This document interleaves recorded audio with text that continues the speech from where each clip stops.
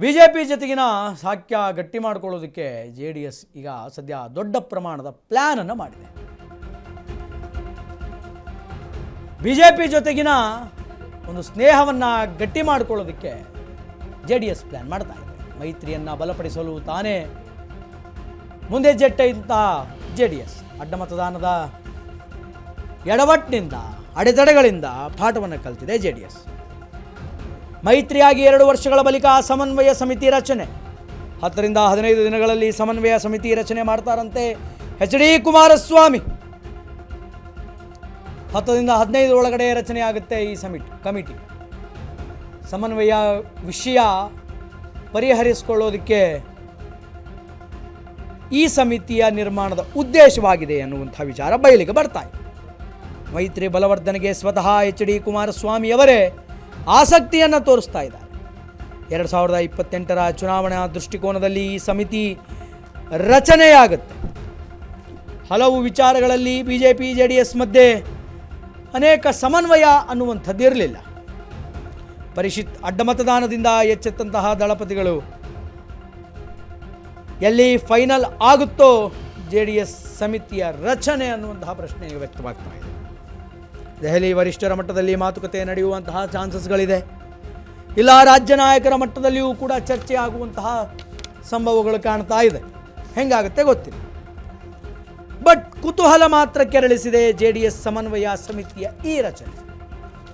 ಕಾರಣ ಏನು ಅಂತಂದರೆ ಬಿಜೆಪಿ ಮತ್ತು JDS ಎರಡೂ ಪಕ್ಷಗಳ ನಡುವೆ ಇರುವಂತಹ ಮೈತ್ರಿಯನ್ನು ಗಟ್ಟಿಗೊಳಿಸಬೇಕು ಅನ್ನುವಂತಹ ಪ್ರಯತ್ನ ಆಗ್ತಾ ಇದೆ.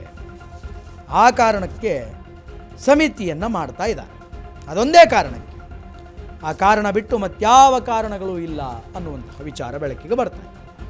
10 ರಿಂದ 15 ದಿನಗಳ ಒಳಗೆ ಸಮನ್ವಯ ಸಮಿತಿ ಅನ್ನುವಂಥದ್ದು ರಚನೆ ಆಗುತ್ತೆ ಅಂತ ಕುಮಾರಸ್ವಾಮಿ ಅವರು ಹೇಳಿದರು. ಸಮನ್ವಯ ವಿಷಯ ಪರಿಹರಿಸಿಕೊಳ್ಳೋದಕ್ಕೆ ಇದರ ಉದ್ದೇಶ. ಆದ್ದರಿಂದ ಈ ಸಮಿತಿ ಮಾಡ್ತೀವಿ ಅನ್ನುವಂಥ ಮಾತನ್ನು ಹೇಳಿದರು. ಬಿಜೆಪಿ ರಾಜ್ಯಾಧ್ಯಕ್ಷ ವಿಜೇಂದ್ರ ಅವರಿದ್ದರು, ಕುಮಾರಸ್ವಾಮಿಗಳಿದ್ದರು, ವಿಪಕ್ಷ ನಾಯಕ ಆರ್ ಅಶೋಕ್ ಇದ್ದರು. ಎಲ್ಲರ ನಡುವೆ ಚರ್ಚಂದದ ಒಪ್ಪಂದ ಆಗಿದೆ.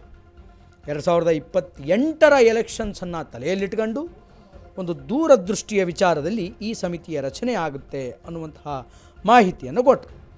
ಹಲವು ವಿಚಾರಗಳಲ್ಲಿ ಎರಡೂ ಪಕ್ಷಗಳ ನಡುವೆ ಆಗಾಗ ಒಂದು ಸ್ವಲ್ಪ ಭಿನ್ನಾಭಿಪ್ರಾಯಗಳು ಬರ್ತಾ ಇತ್ತು.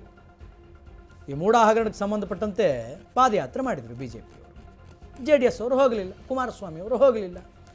ಕುಮಾರಸ್ವಾಮಿ ಅವರು ಹೋಗಲಿಲ್ಲ ಅಂತ ಇನ್ನು ಉಳಿದ ನಾಯಕರು ಒಂದಿಷ್ಟು ಜನ ಅದಕ್ಕೆ ಹಿಂದೇಟು ಹಾಕಿದರು. ಹೀಗೆ ಒಂದು ಸ್ವಲ್ಪ ಮಿಸ್ಅಂಡರ್ಸ್ಟ್ಯಾಂಡಿಂಗ್ಗಳು ಬರುತ್ತಲ್ಲ, ಆ ಮಿಸ್ಅಂಡರ್ಸ್ಟ್ಯಾಂಡಿಂಗ್ಗಳು ಆಗಬಾರದು ಅಂತ ಈ ರೀತಿಯ ಸಮಿತಿಯನ್ನು ರಚನೆ ಮಾಡ್ತಾ ಇದ್ದಾರೆ. ಆದರೆ ಈ ಸಮಿತಿಯ ರಚನೆಯ ಮಾತುಕತೆ ದೆಹಲಿಯ ನಾಯಕರ ಸಮಕ್ಷಮದಲ್ಲಾಗುತ್ತೋ, ರಾಜ್ಯ ನಾಯಕರ ಸಮಕ್ಷಮದಲ್ಲಾಗುತ್ತೋ ಡೋಂಟ್ ನೋ. ಬಟ್ ಕ್ಯೂರಾಸಿಟಿ ಅಂತೂ ಮೂಡಿಸಿದೆ ಈ ಸಮಿತಿಯ ರಚನೆ, ಸಮನ್ವಯ ಸಮಿತಿಯ ರಚನೆ.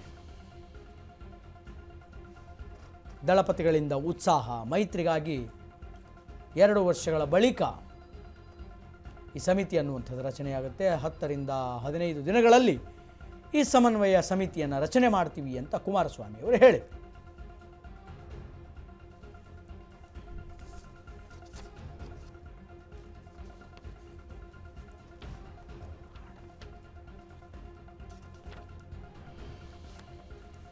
ಎರಡು 2028ರಲ್ಲಿ ಬರುವಂತಹ ಚುನಾವಣೆಯನ್ನು ತಲೆಯಲ್ಲಿ ಇಟ್ಕೊಂಡು ಈ ಸಮಿತಿಯನ್ನು ನಾವು ರಚನೆ ಮಾಡ್ತಾ ಇದ್ದೀವಿ ಅಂತ